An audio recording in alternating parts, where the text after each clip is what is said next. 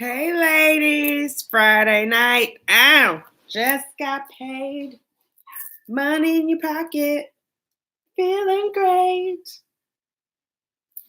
Hello, ladies. I hope you are well. I just did an Instagram live, so I said I would come over here and go live as well. Trying to get some music going. Let's see. Hey, Google, pick up UBGO. Let's try and not get any copyright strikes. On great room display.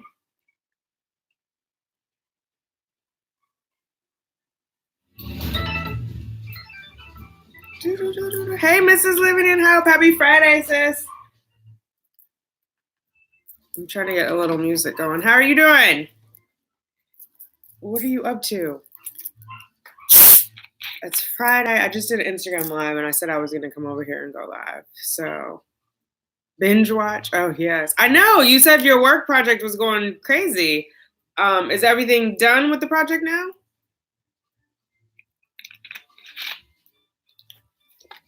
That sounded like a huge project. It's hard. It's hard to balance work and TTC, getting the sleep you need. And hey, Nakia. What's up? Welcome. This is my first live in a minute, so thank you for joining, hanging out. Hey, Monique. Hey, Tanya.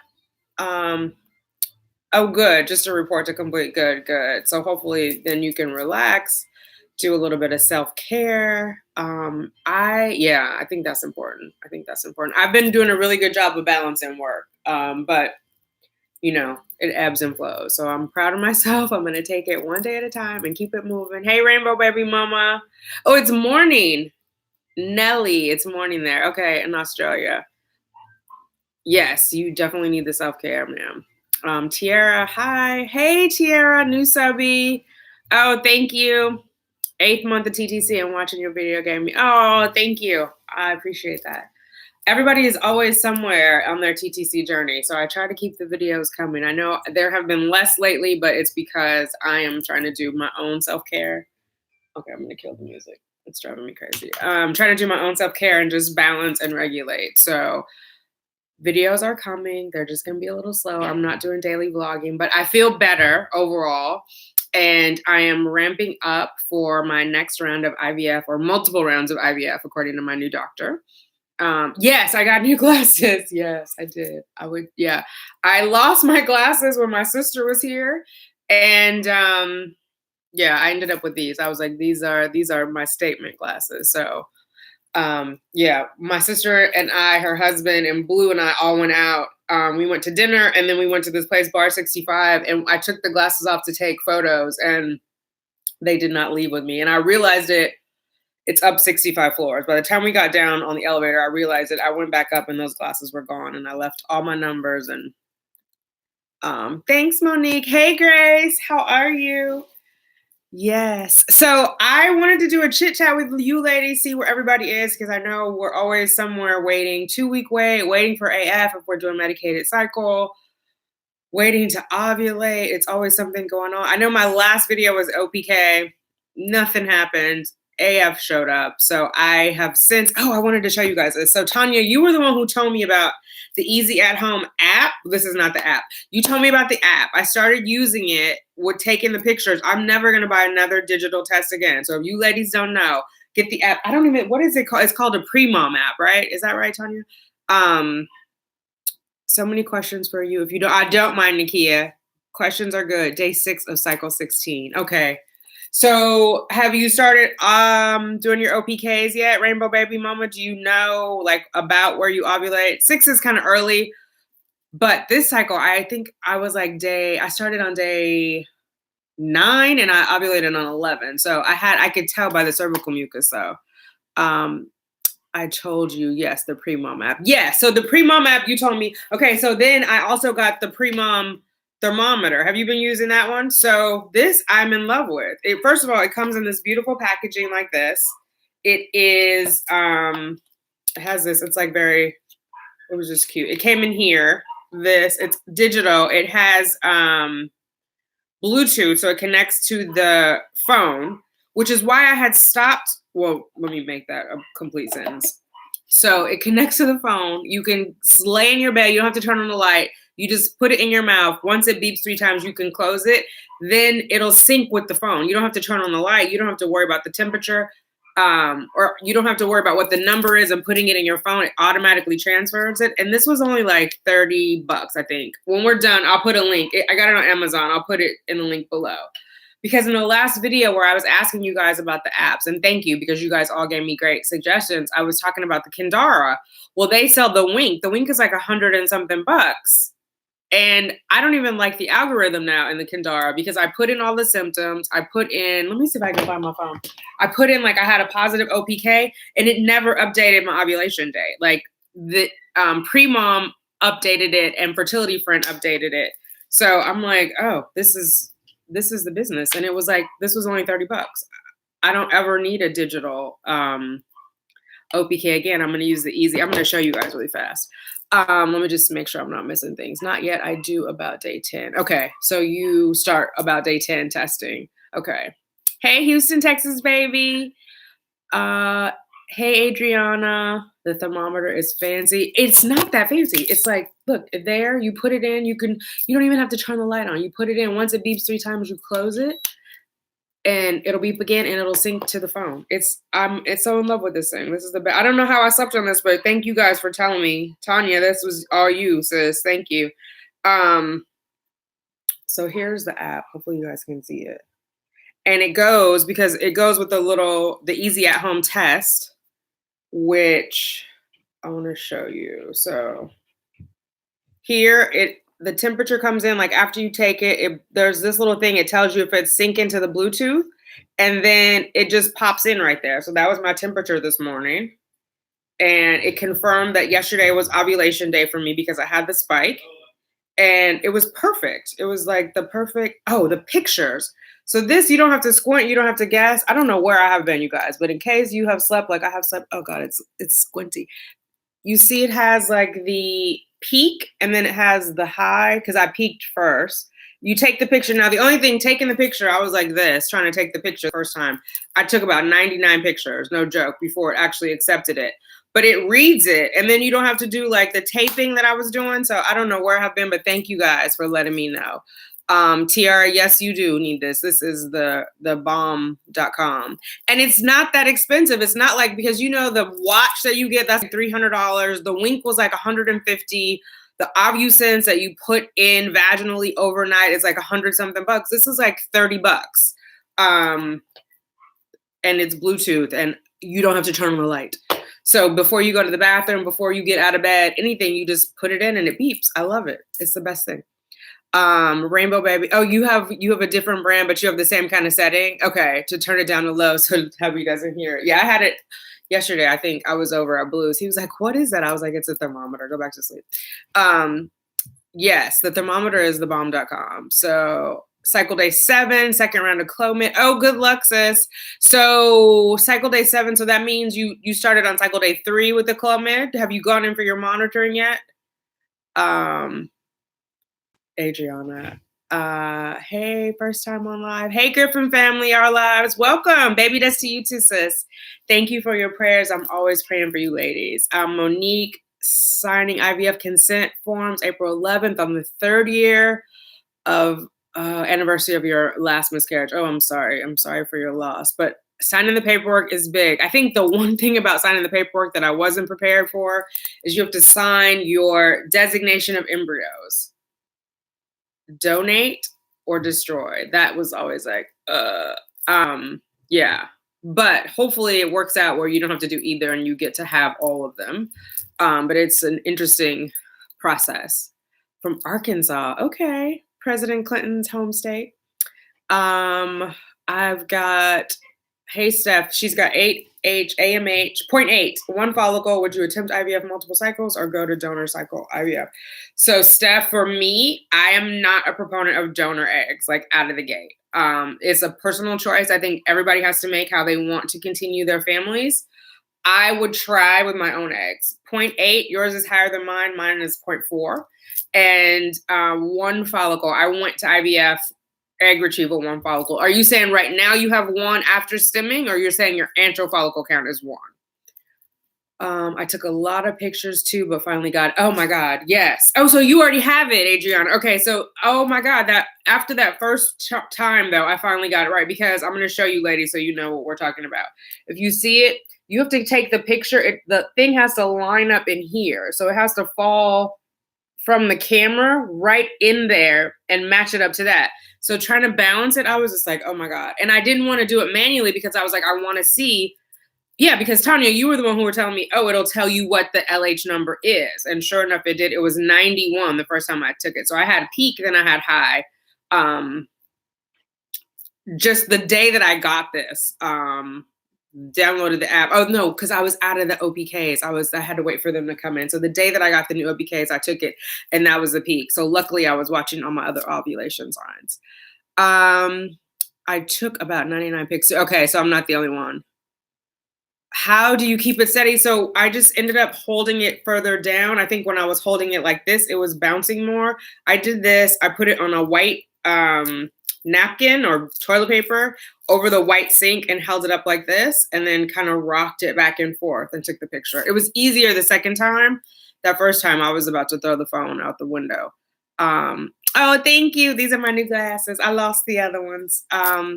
What did you do after your positive OPK? Girl, come on now. You know what I did.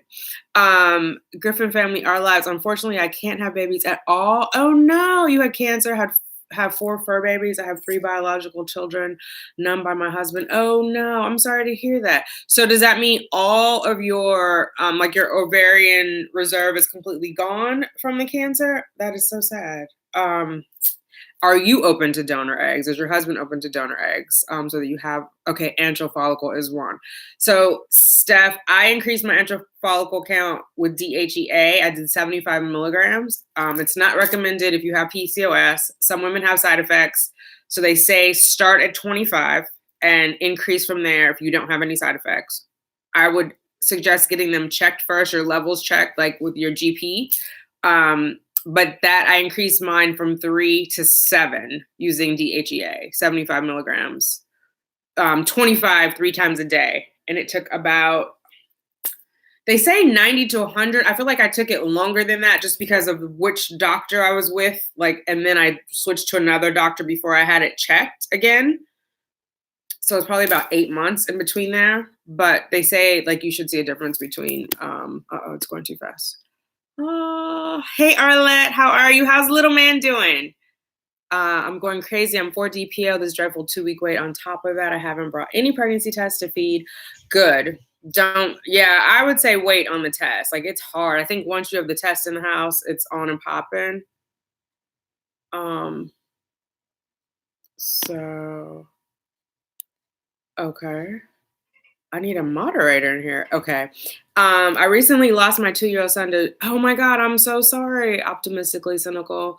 We were listening to oldies and I thought his mom said, put another dime in the juice box, baby. What?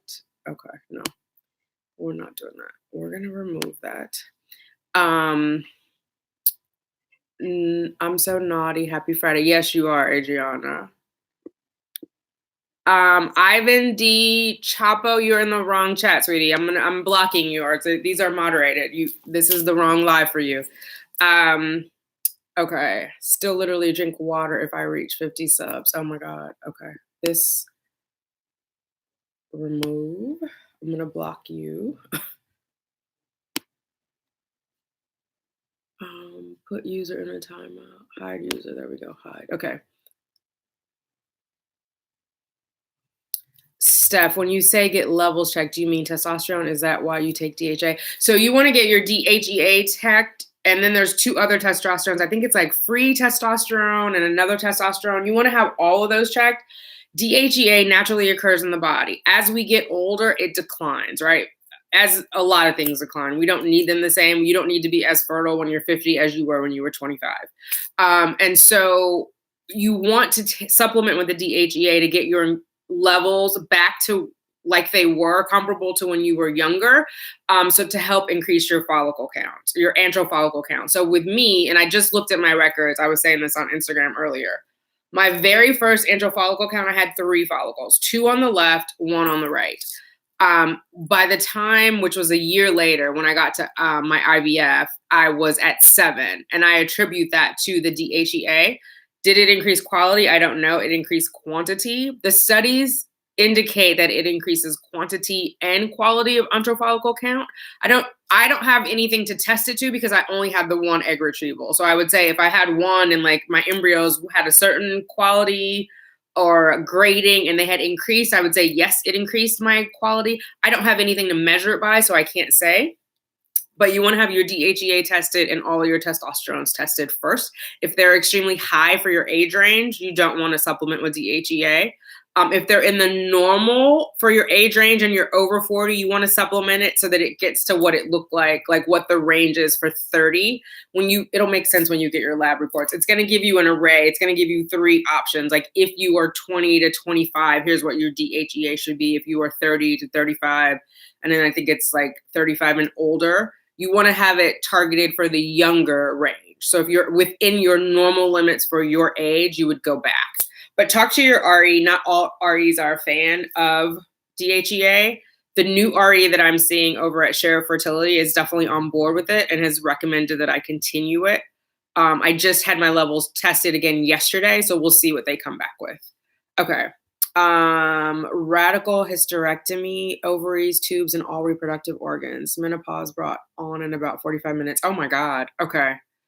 So then donor is not even an option for you. You would have to do adoption right? Because they took everything out. I am so sorry that all of that happened. I'm glad that you're alive and that you have survived the cancer. Are you like in full remission? Like is everything gone and you're in a good place medically with the cancer? Hey, Kosha. Hannah, hello. There we go. Ivan is still just really on a mission. He is doing great. Oh, good. Currently having a meltdown because I won't let him eat my car keys. Oh my goodness. Oh, no, the car keys are not good for a little man. Hey there. I'm gonna misprint. Is it Wangala or Imwangala? I don't want to say it wrong. Sorry. So late joining. I didn't even announce it, so you're not late. We're all here on time. And I'm the queen of running late, so I won't judge. Is it recommended for younger women to take DHEA? I'm 25, but I'm not sure I always ovulate every month.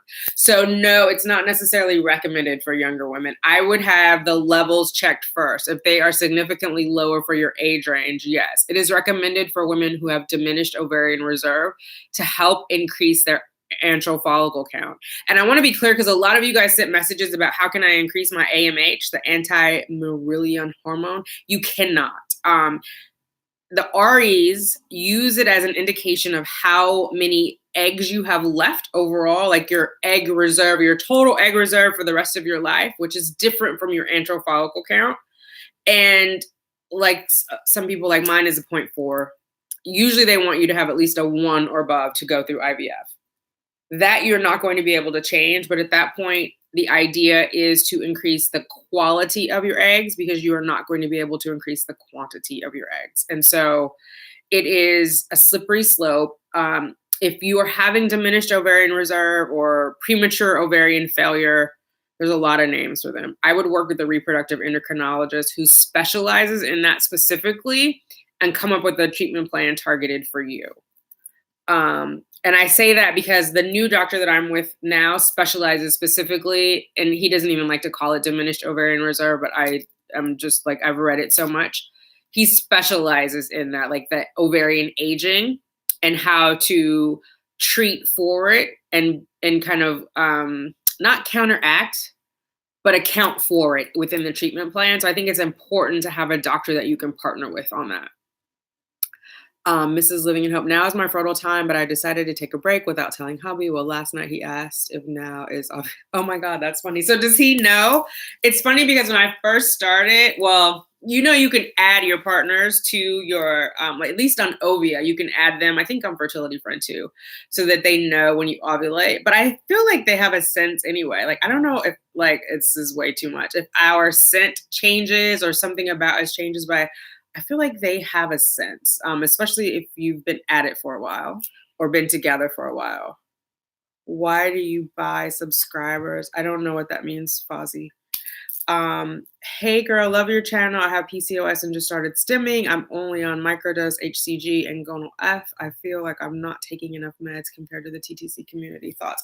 I think, Callie, if you have PCOS, it's a fine line. It's a dance that they're doing, right? They want to stim you properly, but they don't want to increase the cystic activity in your ovaries. And so I think lower is better. Same thing like for diminished ovarian reserve. Like my next cycle is going to be lower. So see what results you get. I think the more that you take, the more the stimulation, right? It's stimming medication of your ovaries, the greater it is, the higher risk for your PCOS. Normally women with PCOS have elevated E2 estradiol. And so giving them more stims is not necessarily going to help. Your follicle stimulating hormone may already be elevated, which part of what the stimming is to increase that. So it's a fine line. But if you don't feel comfortable with it or not sure, I would talk to the RE about it or the nurse. Just ask the questions of like, why are we doing this? What are the risks? What are the benefits? So that you guys can all be on the same page. You said block Fozzie. Okay. Well, blocked. I don't know. We'll just remove Fozzie. Okay. I'm like the moderation, but I don't know where all these weird people are coming from. Oh, that's Tanya talking to Kosha and Nakia. We were on a TTC journey for about a year. Our journey came to an end in March 9 when I had another ectopic pregnancy in the left tube at 6 weeks. We had a miscarriage in September. Oh, I'm sorry for your loss. So were you able to retain your fallopian tube after the ectopic? Right. Who has to buy subscribers? Why? Oh, Lord. Okay, we gotta hide Fozzie because Fozzie. So this is not a channel where we're disrespectful to one another. This is not that channel. So Fozzie, this is not the place for you. What are some questions you recommend asking your RE when you first meet them? Oh, lots of questions. So one, I want to talk about what my protocol is. I've had an IVF session. I've had now 2 REs, so I kind of go over what's happened. I want to know what their input is. But I think there are some questions you want to know about the clinic. Like, what is their process, right?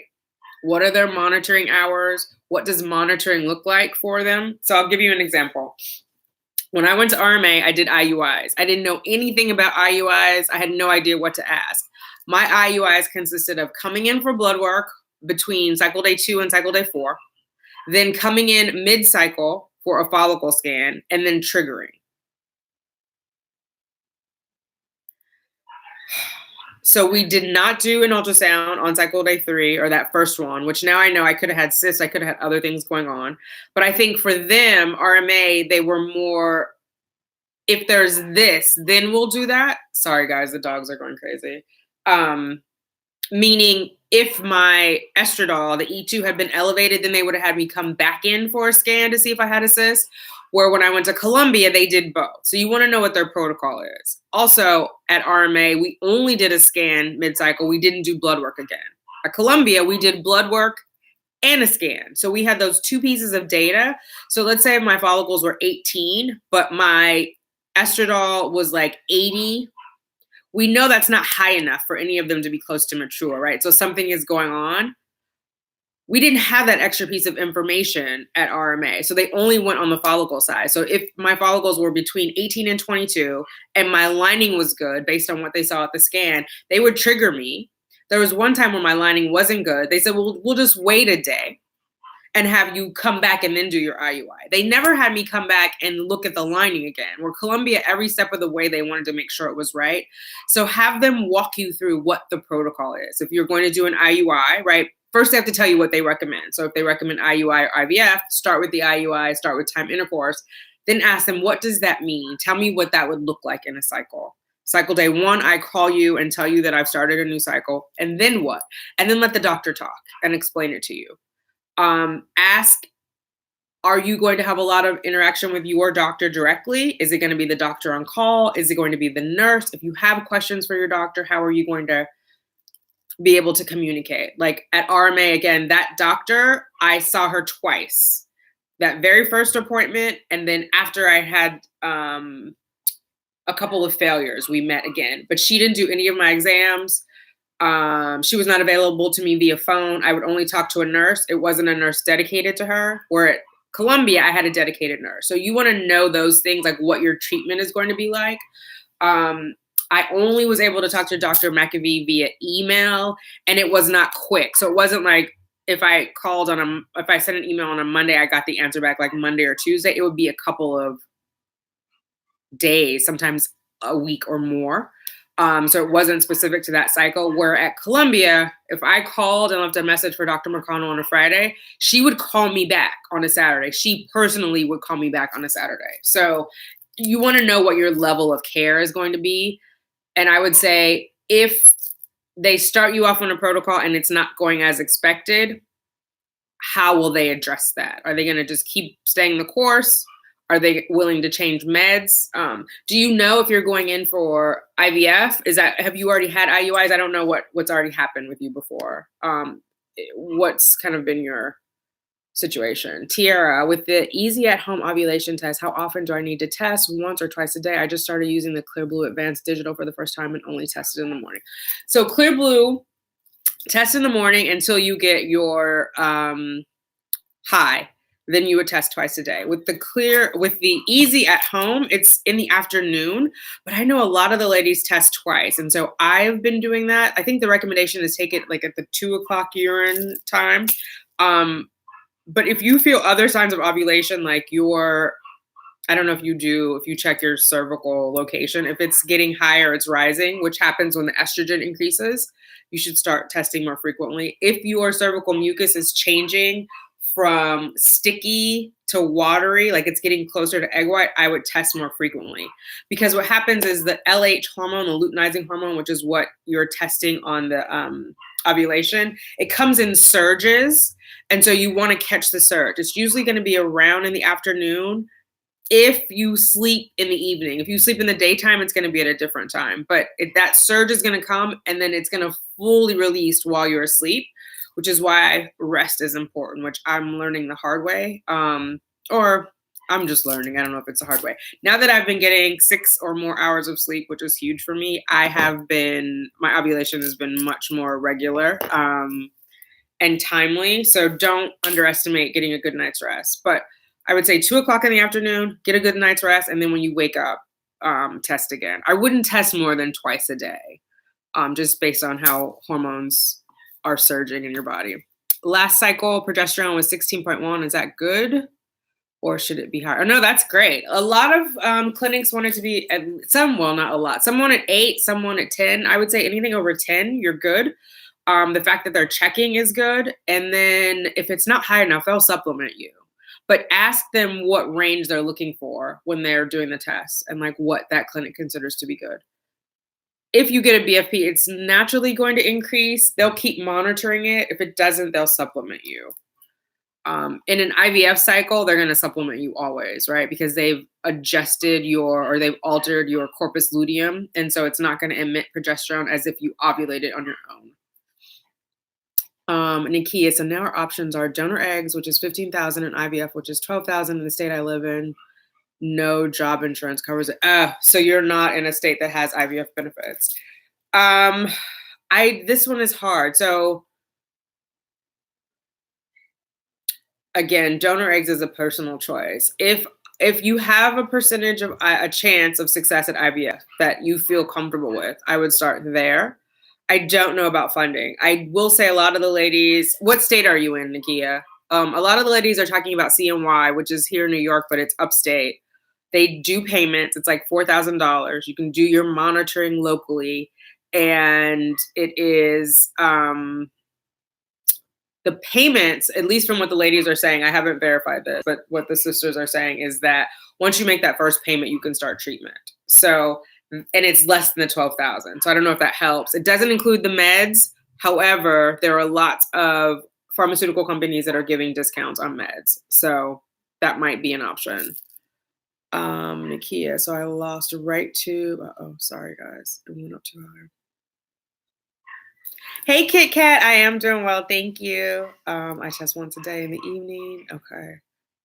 3 times a day. Oh, Adriana, my husband said, tell Tanika. Yes, tell him, hey, Daniel, let's get those babies, ladies. Throughout my day. Yeah, so when you test 3 times a day, tell me how you do that. Are you a stay-at-home person? Are you testing at work? Because that's where I get in a little bit of a quandary. Like, I can't be running around with pee sticks and cups at work. You know what I mean? But I mean, if it works for you, it works for you. I feel very lucky that I see my RE at every appointment and she answers me directly through the patient portal. That's nice, Monique. So the patient portal, a lot of people were telling me about they had patient portals. The new RE that I have is going to be my first one that has a patient portal. The one at Columbia, it was a financial portal. So you could see like your bills in there. Like if you had a procedure, it would tell you what the date was and what the cost was. RMA, there was no portal at all. Both of those facilities sent what they called encrypted emails, and it was few and far between. So like I would go in the morning for monitoring, unless I specifically said, can you send me an email? They didn't get it. So I was always taking notes. And I recorded all my calls, so I had that reference. But a patient portal is a nice thing. So I would say that's another thing to add to your questions for your RE, Hannah, is do they have a patient portal? How are communications going? And how often you're going to see your doctor. If you're okay not seeing the same doctor, you're fine. In the beginning, I think I was so naive and so new. I felt very embarrassed every time that I would be like, hi, my name is Tanika. And then the next thing, my legs are up in the air and they're in my vagina. Like, it just was weird to me. And I am kind of over it now because so many people have been in there. But I just wish I had known that going in. Do you know what I mean? I just feel like there's so many little indignities that we have to suffer, or not suffer, but we kind of, push through. 3 times a day to me seems really stressful. Yeah, I think it's your tolerance. I don't know. Yeah, it's up to you, ladies. You know what I mean? At least once a day for sure. 2 times a day, I can manage. 3 times a day is a little bit much for me personally with my schedule. First morning urine around 3 p.m., then evening and repeat the next day until I get a positive. Yeah, that's about what I do. FMU, and I do like 2 or 3, but sometimes I don't even do that. Like if it's crazy, I'll just wait till I come home. So that's probably like 6 p.m. Which is not ideal because I've read somewhere that afternoon surge is around 2 to 3. So, but it's timed out. Like I felt like I've had signs like cervical mucus, cervical position, and then the test kind of reaffirmed where I am. And now that I have my new thermometer, I can tell exactly the ovulation day, which I'm loving. Hannah, just starting with an RE for the first time. Sam and I have been trying at home on our own for 5 years. Oh, wow. Finally, I was checked for overall health and they say they don't see anything wrong with me. Okay. And it doesn't mean that just because you're going for fertility treatments that something is wrong. It could be just the timing of things. I mean, Sam's going to have a semen analysis. It could be something weird like your prolactin is high or you don't have enough vitamin D. Like you don't know. It's not like something is wrong. It just might not be optimized. And so the doctor can kind of get to the root of what it is. I mean, I think our bodies are amazing and magnificent. I saw something on Instagram today about how women are the portal to life and like we are here to shepherd spirits. And I so relate to that because I always feel like if I'm blessed to have another child, it is I get to shepherd that soul in this universe. And so I think that is a beautiful way to look at it. Ultimately, I feel like you will be a mom, Hannah. However that comes to you, your body knows what it's doing and it may just need a little help. It's not that anything's wrong with you. You know what I mean? Those dogs are having a good time. We are starting our first, Colleen. Hi, Colleen. After 2 years, we found out it is male factor due to low count, 3.7 morphology. Okay, my RE we could do the first cycle without Clomid. We are worried about multiples. Okay. I mean, fear of multiples is a natural thing. I don't know if you saw yesterday's video with Lisa and Lindsay. They did their first IUI. They canceled it because she had 3 follicles and they were worried about having 6 babies. It's a valid concern. You want to do it without Clomid, so meaning you're going to do natural or you're going to do Femera or something else? Because I think part of it is seeing how your body responds to it, right? Like how many kind of follicles are called to action. If you have 3, obviously there's a concern of multiples. If you have 1, I mean, I think in natural conception, there's always a chance of multiples. You have one, it could split, you could get two, right? So the more follicles you kind of introduce into the game, the more you are likely to have multiples. Morphology issue is a little different. I mean, they're going to wash the sperm, so you'll have less morphology issues in that final sperm count, but they're not necessarily going in the same direction. So I would weigh all of that out, but start with where you feel comfortable. What is that? Because you want to be mentally prepared. You don't want to go into it and think like, oh my God, is this too much? Is that? There's a healthy amount of doubt, and then there's things that are anxiety inducing. They recommend we see an RE and have Sam checked. Yeah, I think that's a great idea, Hannah. And also, I don't know what your insurance coverage is. If you have regular insurance, Sam doesn't have to wait to see an RE. He can go to a urologist. He can go to his GP, general practitioner, and be referred to a urologist to get his sperm count checked. So they're going to check for count. They're going to check for motility and morphology. They may all come back normal. I don't know. But definitely, you don't necessarily have to see an RE, because I know sometimes insurance will see RE and if you don't have fertility benefits, they won't pay for that. But urology, anything could be going on with Sam, right? Like it's not necessarily related to fertility to have a semen analysis. There could be other things going on. So Adriana and Daniel, you can do 2 times a day. I just did 3. I get anxiety about missing my surge. Fair enough. I mean, you have to do what's comfortable for you, right? There's no hard and fast rule. Like when I started, I only did 1, and then I was worried about missing the surge. And so, oh no, I passed your question twice. Sorry, girl. Me and these glasses. What is it? Let me see. 3 times a day. I don't see it. Last cycle. I answered the one on progesterone. What other questions, sis? You might have to tell me a 4th time. Sorry. Kit Kat, I am doing well. Thank you for joining. Hannah, starting with RE. They recommend. Okay. I wish I could hear you guys and then I wouldn't see it. All right, Adriana. Hopefully okay. I was on the supplements when they checked. Okay. Indiana and my AMH is 2. Oh, Nikki, 2.85 is a great AMH. I don't know what your fertility. Indiana. I'm trying to think. Where was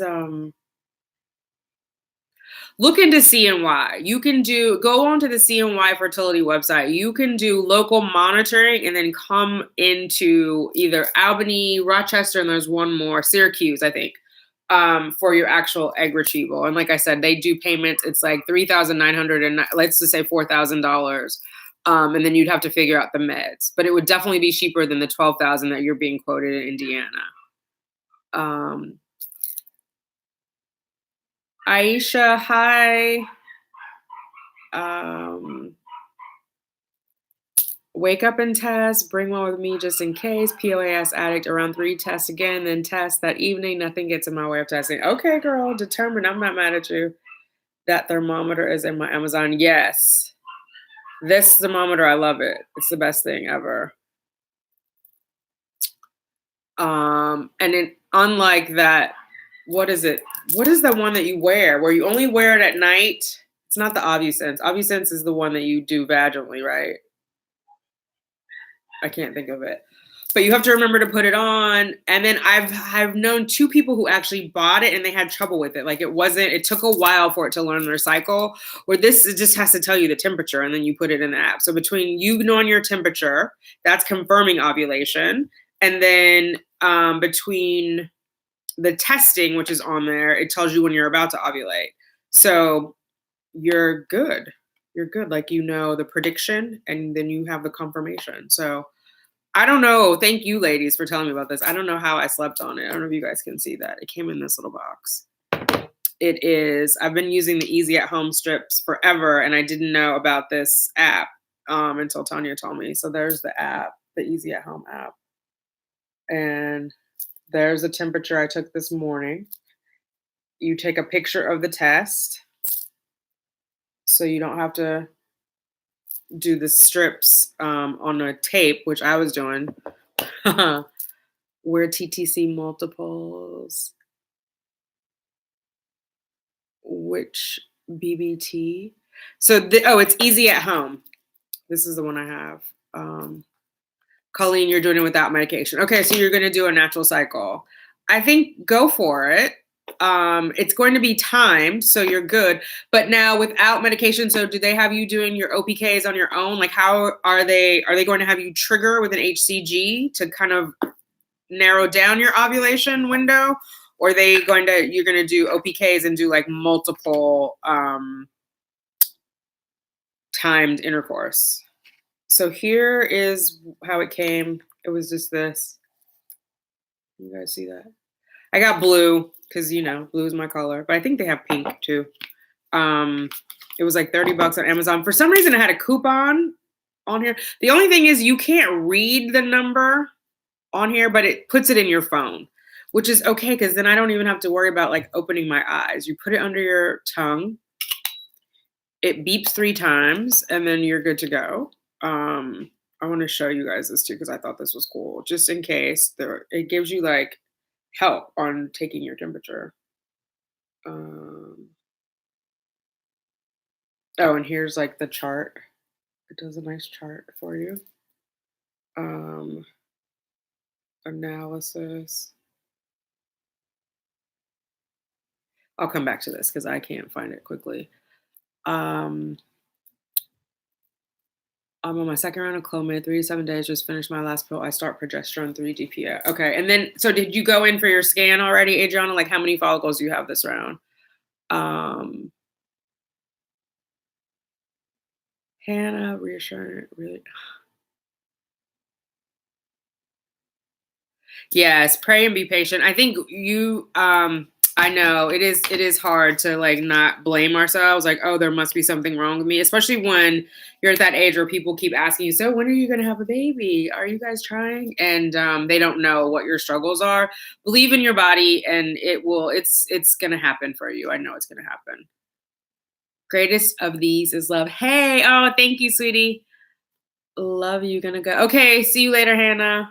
Yay. Natasha, I had a second HSG today after the results of the first showed that my left tube was possibly blocked at the end, but right was clear. Now this one shows a clear left tube and a completely blocked right tube. Was it the same radiologist who did it? Now I'm wondering if they got it flipped. I haven't heard of that. That seems weird. You answered it about, okay. How is your fertility coaching going with your clients? So I have one client who has remained in there and it's gone well. She's actually graduating next week. But it has gone well. Like, I mean, she is super motivated and yeah, I couldn't have asked for a better client. Actually, she's motivated and diligent. I think the one thing that for all of us that we kind of go through is being proud of ourselves and acknowledging our accomplishments. So I think we're asking a lot of our bodies. TTC is hard. It is a mental struggle. And I think remembering to just acknowledge what we've accomplished as we've gone through that, right? Like none of us have come through the battle without, or have come through the war without winning some battles, or I might be saying that backwards, but you know what I mean. You've gone through IVF stems, or you've gone through natural cycles, timed intercourse, medicated cycles, whatever it is, you've put in the work. And I think acknowledge that and not, it's easy to say like, oh, I failed again. I didn't do this. I didn't do that. So I would say like, that's kind of the prevailing theme. I started off with more clients. Everybody didn't make it. And so, but I think part of it is not believing in themselves is what my point is. And not just that they didn't make it with me, but they decided to either halt their TTC journey or rethink it, or just had some other doubts. I think that's the main thing with the coaching is really like affirmations, positive affirmations, and self-care, like taking care of ourselves. Like CNY is the bomb. Oh, you went there? I've heard so many things about it. Ava. Oh yeah, Ava is the name of the bracelet. Thank you, Adriana and Colleen. I was drawing a blank. Ava bracelet and Rainbow Baby Mama. Mama. So yeah, the Ava, I've heard mixed reviews about it. I don't know if any of you guys have had it, but I heard it hasn't been like as reliable as advertised, and it's not good for women with PCOS. They have IVF at IU Medical Center and they accept insurance for treatment. Okay. But I think Tanya, she said her insurance doesn't cover it, though she'd be a cash patient. Can I use one package of Clear Blue Advanced digital ovulation testing for 2 months? Possibly. So if you still have the testing sticks, yes, you can. You can continue to use that same box. Sometimes the boxes have 20. So if you only use like 7 in the first one, you can actually use it for 2 or 3 months until you use all those testing sticks. I did a whole video about it. I'll link it when this is over down below in the description box, but about those Clear Blue Advanced. But I'm telling you, if you get this, I don't know if you'll ever need that Clear Blue Advanced again. I agree, but no readable screen for temp. That's the only downside for me so far too. Yeah, I wish I could see it. It does digitally do it, and they say that it saves like 300. So if it for some reason goes wonky, you can download it. There's just a part of me that I wish like, oh, I want to see it right now. Even though, like I said, I've been doing it in the dark and not getting up until later to see it. But I do kind of just wish it was there. I don't know. Somewhere on there, but it's not. If one person more asked me why when I'm gonna have a baby. Yeah, Monique, that's hard. And I know I did a video about that, about like what not to say to people. And some people got offended who were like, well, you shouldn't tell people. And I'm like, no, like, yeah, I told people I was doing IVF, but there are people running around asking, especially younger people, which is like the holidays is taboo if you're a TTC. You don't really necessarily want to be around your family because Thanksgiving, Christmas, there's always like Uncle Joe or, you know, Aunt Nancy who's like, so when are you having a little one? Or, oh, you have a surprise for us. And it's like, is this the time while we're cutting turkey for me to explain to you that I'm taking injections or seeing a fertility doctor or my husband has low sperm count? You know what I mean? Like, where are we going with this conversation?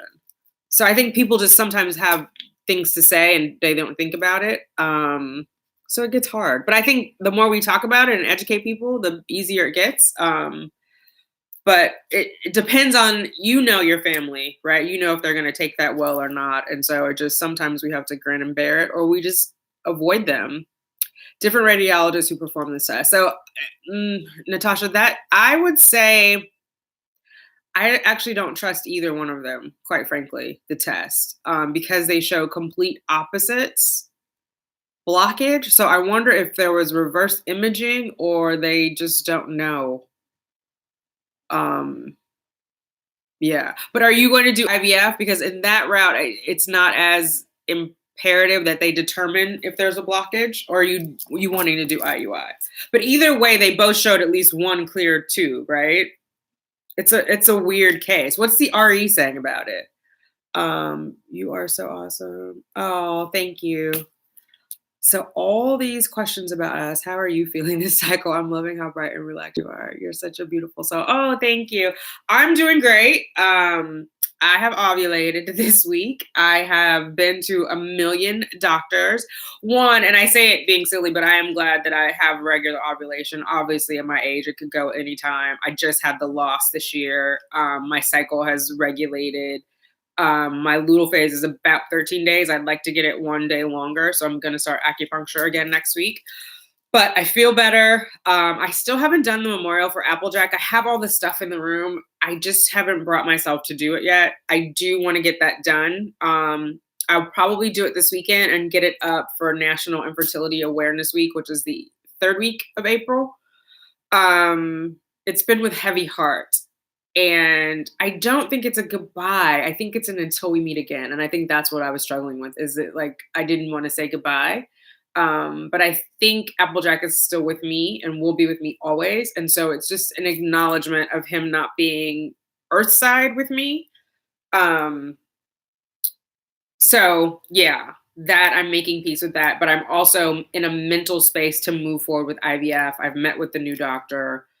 I like the new doctor's protocol. I'm doing crazy things like maybe going to Mexico for mitochondrial transfer IVF, which is not legal in the US. So I don't know if that's like desperation, if that's gumption, if that's courage. It's something, and I'm moving forward. I'm mentally ready to go all the way with IVF, where I don't think I was the first time. Thank you for asking about me. Everyone should know you can get Clear Blue digital price matched at Target. Oh, that's good. Price matched against what, though? Against what's on Amazon, or how does that work? Hey, Nikisha. Red Blonde Chick. Hello. Mama S. Masale. Is it Masale? Thanks for the answer, Mom. One love. Okay. Yes. I don't know how long we've been on here. Oh, 49 minutes. Okay. So let's do another 11 minutes because I know some people are coming, some people are leaving. If you have to leave, thank you for joining and checking in on me on Friday night. Is there anything else? Anybody else have any questions? I think we've gone over OPKs, we've gone over AMH, antral follicle count, what to ask your RE. We've gone over my new thermometer, which I'm loving, in this new app, which is awesome and amazing. This little guy. I'll put a link below when we're done. National Infertility Awareness Week is coming up in April, so I'll have something here, and I'll also have something over on the website, simplytanika.com, to commemorate that. I think the more we can get the word out that 1 in 8 couples will struggle with infertility and 1 in 4 pregnancies will end in miscarriage, the easier it makes conversations to have with our family members. What else is going on? I have to go get an echocardiogram, which I don't think I've had before. It sounds scary. Or maybe I had it when I had surgery in 2006 when I had kidney surgery. But I think I have to get on a treadmill and they're going to test my heart. The new doctor wants that, the new RE. And a letter from my GP saying I'm fit for pregnancy, which I was kind of like weird about at first. But then I'm like, fit for pregnancy. So he thinks he can get me pregnant. So I'll go with it. Why not? In Search of Me, Tiffany and James. Hey, TTC says, hey, sis. I'm having my physical on Monday, and I'm anxious to see if my AMH is decent enough to stim again. Have you checked yours recently, and do you believe they are reliable? Oh, thanks, Nikisha, on the glasses. So, yes, I just had it tested yesterday. I don't know what it is yet. That's a good question on if they are reliable. I think they're a good guesstimate, right? Because the AMH is saying this is what we believe your entire ovarian reserve is showing. I think they're close. I don't think they're exact. And I say that because I had my first AMH done in May of 2017, and it was like 0.4387. I rounded up to 4. And then obviously I've done all these fertility treatments, which they've sped up the dispensing of my eggs. Sounds like a Pez dispenser. But right, normally you would dispense 1 egg a month. I'm having the fertility treatments. I'm dispensing more than 1 egg a month. And my AMH a year later remained at that. So we'll see what it comes back tomorrow. I think as we get older, quality is more important than quantity. So I'm focusing on quality and good living, getting more rest, which I like. Why did you change your RE? Hey, Jennifer. So I said this earlier. I switched my RE. I loved Dr. McConnell, still love Dr. McConnell at Columbia. She is not well versed in advanced maternal age. And so I wanted to seek out a doctor that had experience with older women.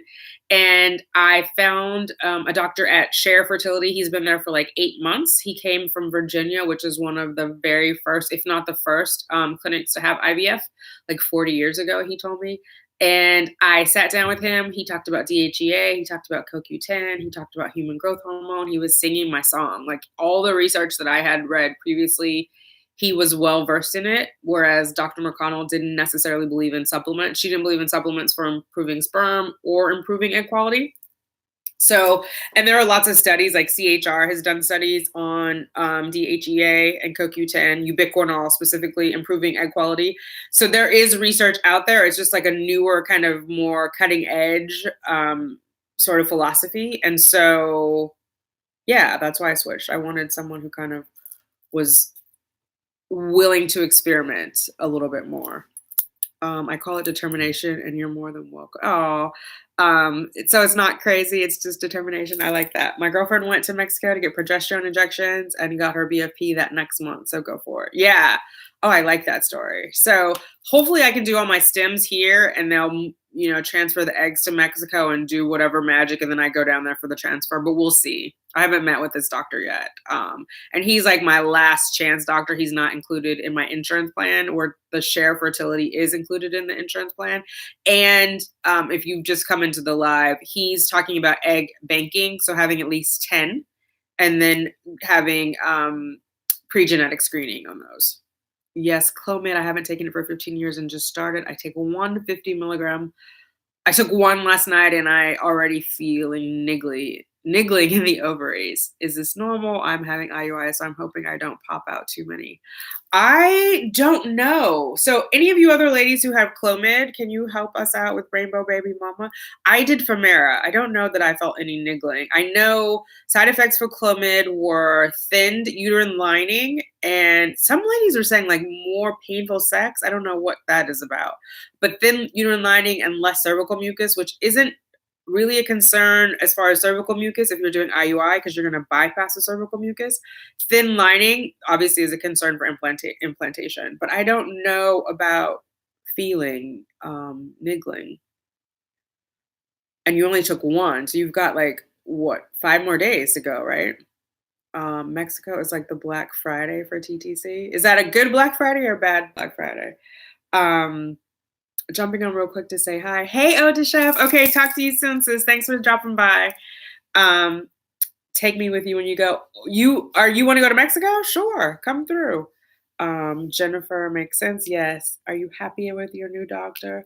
I would say, oh, that's hard because I don't want to say I was unhappy with Dr. McConnell. I love Dr. McConnell. I think I feel more optimistic with the new doctor. And it could all be me too, right? I could just be in a different mental space. And so I think it's no secret that I was sad to have to do IVF. I felt like a little bit betrayed by my body. I thought it would do it on its own. I've gotten over that again, in keeping with the theme of like acknowledging we're asking a lot of our bodies, and that to kind of celebrate ourselves. I've moved past that. I feel like I'm in a better place overall, doctor wise, protocol wise, mental space, physically. I feel like this next one is going to be it. So I wasn't unhappy with the other doctor though. So I'm kind of like tiptoeing around that.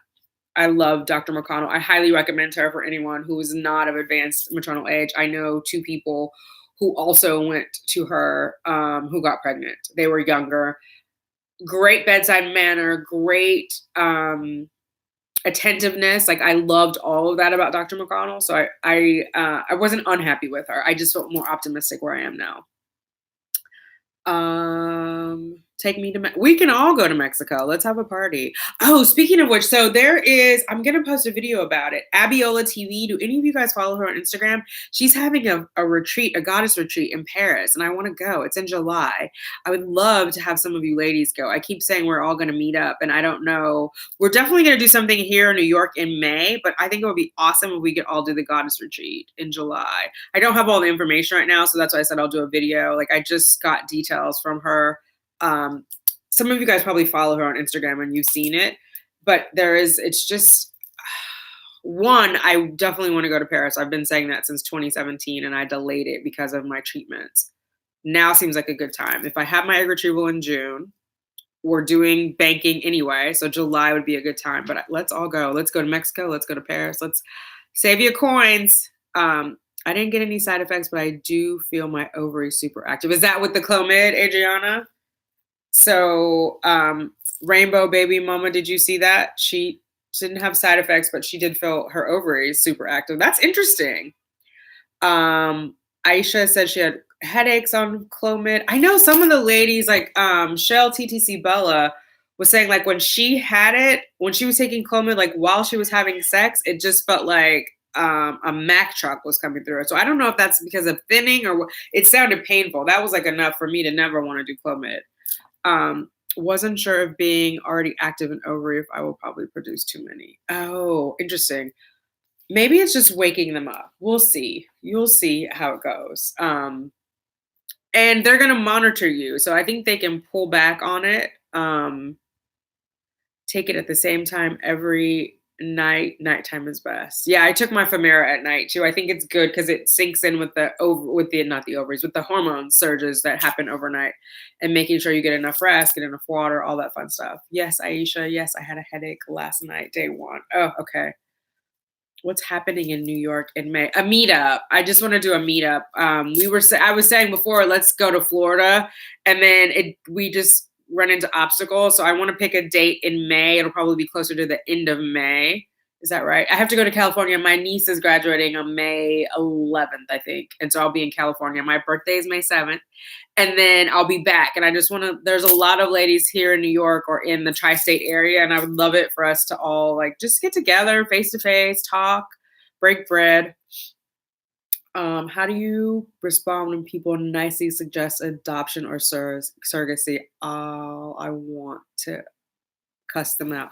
Oh, so I don't know that I nicely respond. I've had people attack me, especially because of my age.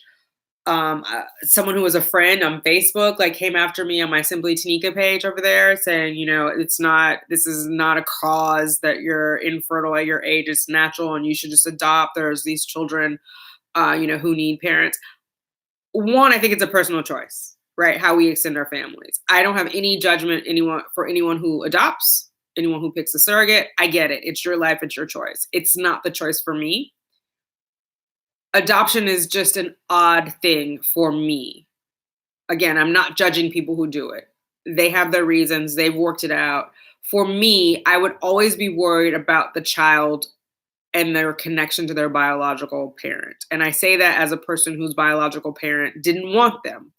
And I met my father, knew his name, met his children, but I know he didn't want me. And it's haunted me always. And so I think for an adopted child, I just feel like that is going to haunt them. And I know whether I adopt them or not, that they're going to have that. It's not something that I am psychologically prepared to lead someone through, having not resolved it in my own life. Surrogacy, I don't know if it's an option or even a thing I need to explore because no one's told me like if you have a surrogate, it will get you a child. It's about my eggs. And so I don't know, I have no reason to believe that I couldn't carry a child. I have asked other women, like, what do you think about surrogacy? Not you should try it, but just to test it out because people reach out to me. And so I'm curious, are you open to that? That's a whole other tricky beast because surrogacy is not even regulated in the United States. Like, I know people who have left the country to have surrogacy because the surrogate mother could change their mind and say, I want to keep this baby. So that's a whole other like angst-ridden thing. Even it could be your egg and that surrogate, and they could be like, I want this child. And the law sides with them and the best interest of the child. So I don't know how to not cuss them out, sis. Sometimes and I've been criticized for it. I don't always hold my tongue because I feel like if they're going to cross that line, I'm going to cross it right with them and bring them right back. If it's your family member, I think you have to be a little more careful because obviously you want to maintain that relationship, but strangers and internet friends, I don't know because sometimes people should mind their own business or not suggest very personal, private things and not expect you to respond how you will respond. I'm not saying cuss them out or take their head off, but a stern talking to or an explanation, I think I want to lean on the side of a conversation because I feel like a lot of the times, like what we see like going on here in America is like people just kind of pick a side and stick there and we don't get to meet in the middle. So I think if there's a way to kind of gracefully bring the conversation to the middle and explain to them how that can be hurtful, explain to them how that's not an option for you so that the conversation can continue, but not at the expense of your own emotions. I'm not suggesting you explain it and diminish how you feel. Definitely bring how you feel into the conversation. But I think if we can engage and keep the conversation going, then we build more allies. We build more people who understand what it's like to struggle to expand our families, right? I don't know if that helped. I don't know how to not cuss them out. I struggle with that. If anybody else has a good answer, let me know. Clomid had my ovaries doing flips, and yes, it was painful. Oh my God, when having sex. Okay, I've heard that. I think I skipped over some people. Don't yell at me. I'm trying to get to everybody. No side effects. Take my Clomid. Had a headache. Okay, Tanya answering. Sex hasn't been painful for me at all. I seem to want it more. Might be my maca. Oh, girl, that maca powder is a libido enhancer, whether you want it to be or not, right? Like, oh, I'm not mad at it. Yes, ma'am. And I think it's good for the cervical fluid as well. Like, I don't need to say TMI, right? It'll have you juicy. Well, I'm gonna just leave it at that. That's not a good side effect. Let's hope not. What a bedroom downer. Yeah, that would be bad. Can Montreal people join? Can they join to go to Paris, go to Mexico, go to New York? Montreal people can go wherever they want to go, Chloe. Come through, sis, whatever you want to do. Yes, ma'am. Please tell the friend that came for you to have several seats. Yes. Oh my God. Have several seats quickly. My first time, my second round, I had no side effects. Okay. Sorry, just joining. What's the topic? Hey, Mike. At this point, the topic is getting knocked up. Do you have any tips for us? People keep suggesting donor eggs. Jennifer, it is a sore topic with me. I swear, I feel like people suggest it as if they're handing you a Tic Tac. Would you like a donor egg? Would you like a donor egg? Oh, the baby will look just like you, except the egg donor will be 23. Oh, it's hard. It's hard. I will say the new doctor that I went to has gingerly suggested it.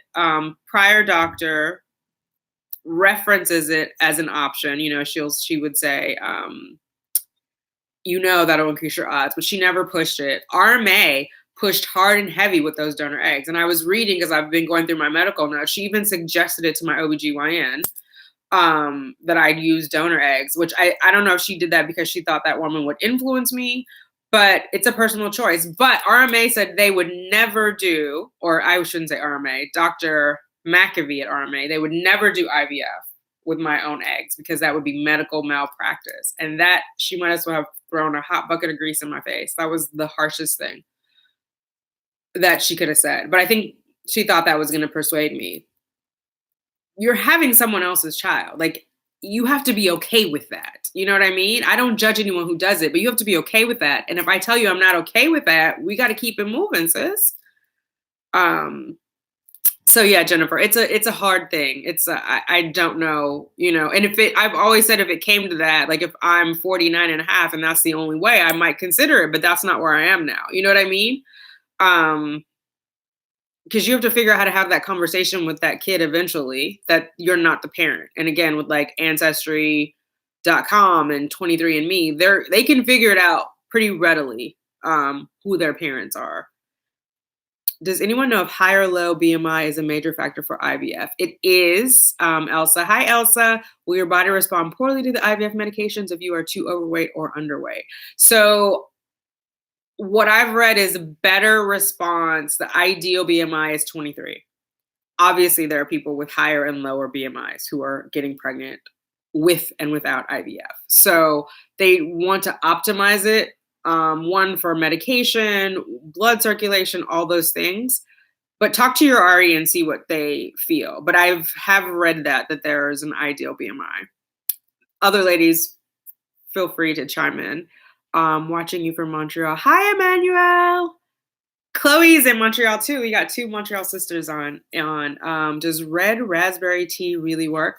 Greatest of these is like, really work in what sense? So my understanding is it is a uterine tonic. It can tighten the uterus. It can help and I've also read not to take it after ovulation, but then I've seen other studies where they said, go ahead and take it after ovulation. So I think it depends on what you're looking for. It doesn't hurt. It's one of those things that can help, but not hurt. I've enjoyed the red raspberry leaf tea. The topic is getting knocked up. I love you, right? Let's get those babies, ladies. I mean, if Mike can help, come through. Mike says, going out to anyone who has experienced a miscarriage, myself and my wife went through one. Having kids ain't easy. No, it is not. And I am sorry for your loss, Mike. I'm sorry that you have suffered the miscarriage. It's not something anybody can prepare you for, right? Does red raspberry tea leaf really work at strengthening your uterus? I believe, yes, there have been studies to show that it is a good uterine tonic. I mean, I can't say personally, yes, it has, like that someone took a sampling of my uterine lining before and after. So I would put it in the category of it can help, not hurt. I use it a lot during IVF because I was staying off of caffeine. So I had it every afternoon. It was also just felt relaxing and like I was doing something good for myself. Rainbow baby mama, thank you so much. Oh, thank you. Goodbye. Have a good night, ladies. Thank you. Thank you for your advice. Sprinkling baby dust to y'all. Same to you, rainbow baby mama. And we are over. It's 1:09. So I said we were going to go for an hour. Mike, I'm so sorry to hear that. Send love and condolences and thank you. Oh yeah, that's to Mike. Thank you, Adriana. Yes, Mike. Yeah, condolences for you and your wife. It is. So I think that's it. So recap for those who joined late. We talked about the basal body temperature thermometer that I'm using. We talked about my new RE and the protocol there. We talked about Clomid, FSH, AMH. We covered a lot. So if you're, I don't know that anybody will come back on later and watch an hour-long video, but hopefully you guys got something out of it. Yeah, yeah. All right, ladies and gentlemen, thanks, Mike, for joining and for commenting. We are with you, and we're sending you baby dust. Are you guys going to try again, or what are you? What are your next steps? Do you know? So, and Tanya and Ant are sending Mike condolences. Yeah, the miscarriage camp is not easy. It is not, and I think you hear about it until you live through it. Yeah, my heart goes out to everybody who suffered a miscarriage. Nakia, thanks. I really enjoyed. I'm gonna check CNY. Okay, thanks, Nakia. And always, if you want to email me later if you have questions, you can either leave me a comment in one of the videos or email me tanika@simplytanika.com, and I'll usually get back to you that day or the day after. Elsa, thank you, honey. Oh, thank you, Jennifer. Oh, thank you too. Thanks everybody for joining. Thanks everybody who commented, who didn't comment. Please give the video a thumbs up on your way out. Hopefully other ladies will do. I think we have like 37 people watching and 4 thumbs up. If we can thumbs up on your way out, I would appreciate it. Help other people find the video, and it helps me out a lot as well. So I appreciate you. Much love to you and your wife, Mike. Good night to all from Charlotte. War Eagle baby. Okay. All right, Tiffany and James. Good night. Good night in Charlotte. All right, everybody. That's it. I hope you're well. We got 8, 11 thumbs up. A little more. We got 35 in, 12, 13 thumbs up on your way out, please. All right, ladies. I will talk to you later. Baby dust to you all. Mwah. Bye.